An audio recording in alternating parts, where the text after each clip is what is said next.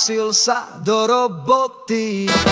Slimák fest pomaly podpísal aj soboty, lenže bol ospalý.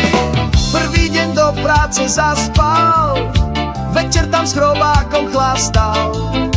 Našli prevrátenú fľašu vína, navedol ho, je to chrobáková vina.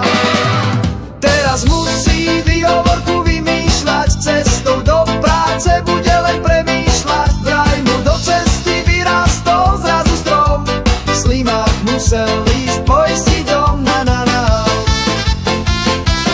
na na na na.